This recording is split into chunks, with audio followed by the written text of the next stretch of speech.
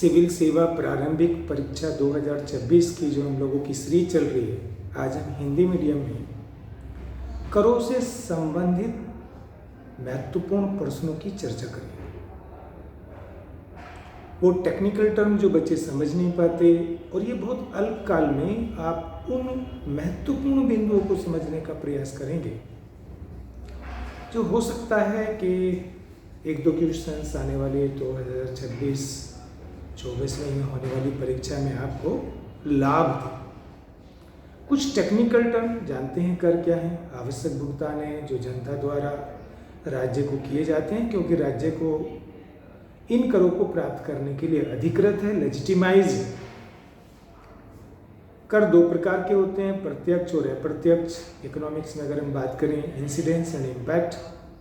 कराघात, करापात जब एक ही व्यक्ति पे होता है तो उसे हम प्रत्यक्ष कर बोलते हैं, और जब कराघात और करापात यानी कराघात जहाँ पहली बार कर लगा, करापात माने जहाँ अंतिम बार कर लगा, ये अलग अलग व्यक्ति पे होता है तो उसे अप्रत्यक्ष कर बोलते हैं। ये आपकी डेफिनेशन है। दो टेक्निकल वर्ड जो लगातार प्री में पूछे जा रहे हैं, कर उत्प्लावकता यानी टैक्स बायंसी, कर लोच और टैक्स इलास्टिसिटी। 2019-20 पीसी केस में लगातार इसमें क्वेश्चन आया, तो मैं इसे भी आपको स्पष्ट कर दूं, बहुत टेक्निकल चीज़ है।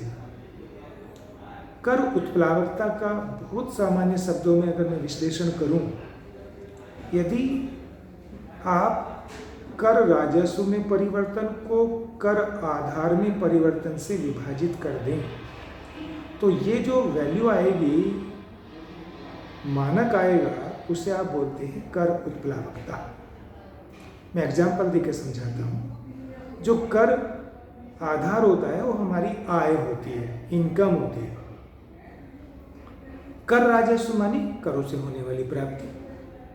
अगर हमारा कर आधार में वृद्धि 10% होती है, सपोज भारत के प्रत्येक व्यक्ति की आय 10% बढ़ जाती है या भारत की आय 10% बढ़ती है, तो उसके परिणाम स्वरूप कर राजस्व यदि 10% से अधिक बढ़ता है तो ऐसे करों को हम उत्प्लावक कर बोलते हैं।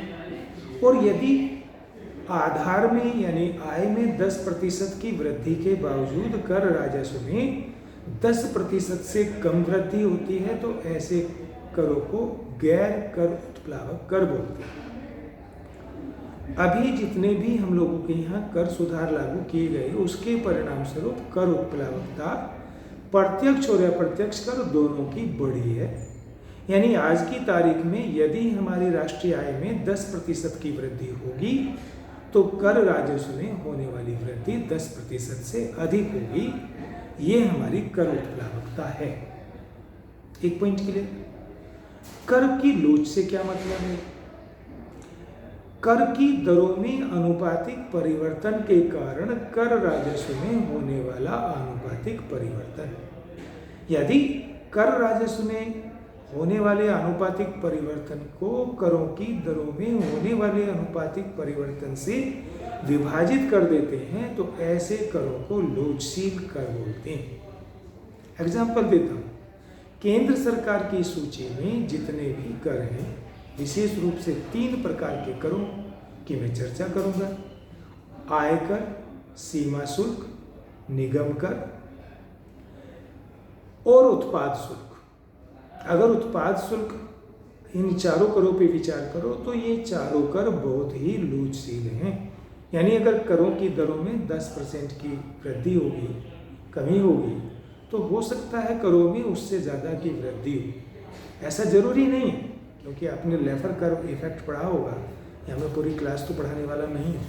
ये मैंने थोड़ा सा चर्चा की कि कर की लोच क्या होती है, वो सिंपल सी परिभाषा है।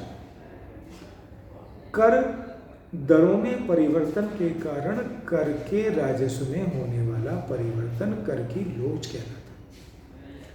अब थोड़ा सा डाटाओं पे आ जाओ। अगर आप टैक्स टू जीडीपी रेशो यानी कर और जीडीपी का क्या अनुपात है इसकी चर्चा करोगे तो 2017-18 में जो हमारा टैक्स था जीडीपी के रेशो में वो 11.2% था केंद्र सरकार का।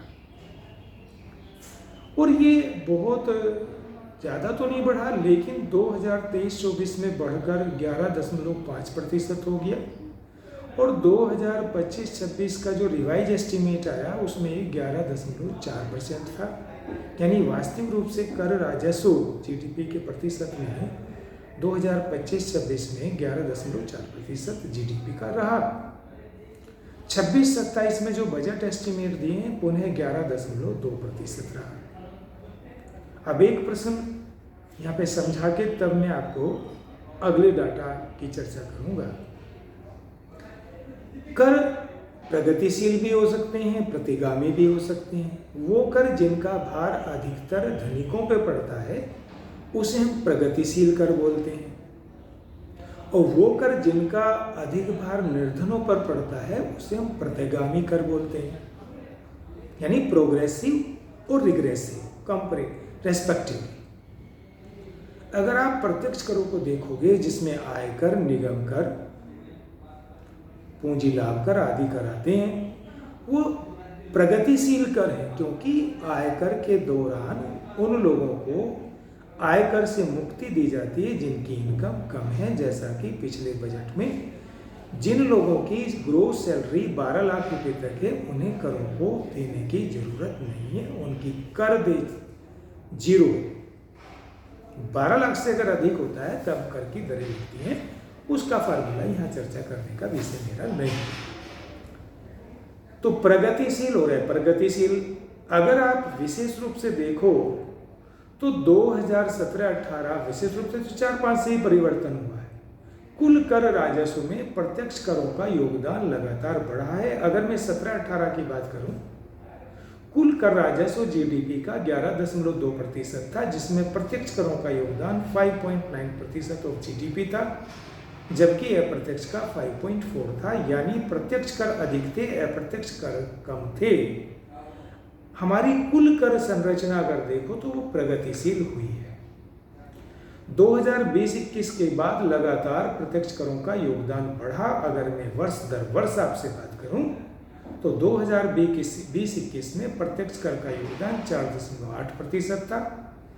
23-24 में बढ़ के 6.5% जीडीपी का हो गया। 25-26 में जो रिवाइज एस्टीमेट आए उसमें 6.8% हो गया और 26-27 में पुनः बढ़ के 6.9%।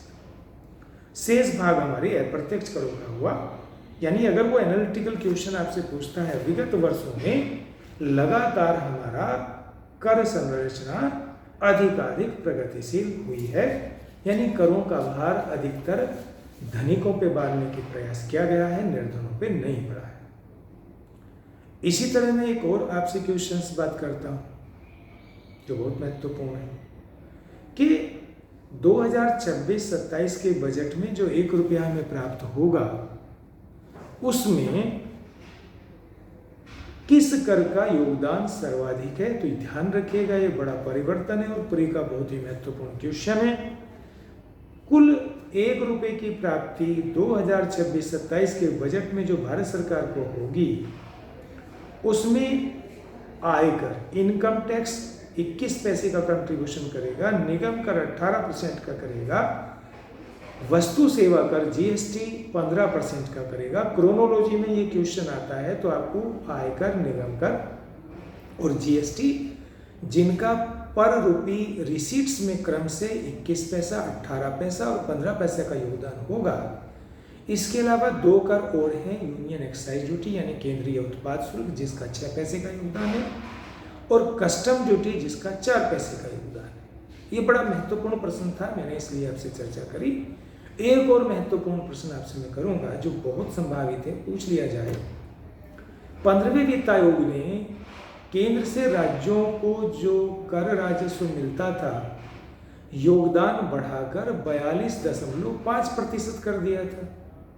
यानी करों, केंद्र सरकार के करों में राज्य सरकारों की हिस्सेदारी को 41% से बढ़ाकर 42.5% कर दिया था। 16वें वित्त आयोग ने उसे पुनः घटाकर 41% कर दिया है। याद रखना ये पॉइंट, ये बड़ा महत्वपूर्ण पॉइंट है, इसलिए मैंने आपसे चर्चा करी। कुछ और महत्वपूर्ण बिंदु जो मैं कल चर्चा करूंगा। कल तो ये इंग्लिश मीडियम का वीडियो होगा, और जैसा कि मैंने पहले भी चर्चा करी थी, मैं बजट के कुछ और महत्वपूर्ण बिंदु आपसे चर्चा कल करूंगा। लेकिन कल ये पहले टॉपिक मुझे इंग्लिश मीडियम में बनाना है, परसों आपका टर्न होगा हिंदी मीडियम। उसमें मैं कल परसों माने जो next after date of the tomorrow आएगा, उसमें पूरा बजट के महत्वपूर्ण बिंदु हिंदी मीडियम के पूर्ण कर लूँगा। उसके बाद मेरा नेक्स्ट जो टॉपिक होगा, पूरा इकोनॉमिक सर्वे के जो महत्वपूर्ण बिंदु होंगे, ज़्यादा नहीं होंगे, जैसे मैंने परसों ही चर्चा करी थी, वो आने वाले परी के लिए बहुत महत्वपूर्ण है स्टूडेंट। आज आपको रियलाइज़ नहीं होगा, आज ये बकवास वीडियो लग सकते हैं, बेकार लग सकते हैं, लेकिन जब प्री के बाद आप इनमें गो थ्रू करोगे तो निश्चित रूप से इनकी यूटिलिटी आपको समझ में आएगी। फिर अगले साल के लिए आपको इंतज़ार करना पड़ेगा। इसलिए बेहतर ये है कि आप इसे आज ही रियलाइज़ करें। आपको मेरा ना ही पता है तो मैं तेजवीर सिंह हूँ, सीनियर फैकल्टी ऑफ इंडिया हूँ, रेपुटेड इंस्टीट्यूट ऑफ इंडिया में पढ़ा चुका हूँ। नॉर्थ से लेके वेस्ट, नॉर्थ से लेके साउथ तक, ईस्ट से लेके वेस्ट तक, हर स्टेट में मेरे स्टूडेंट हैं जो विगत वर्षों में पढ़े हैं, टॉपर से स्टूडेंट भी रहे हैं।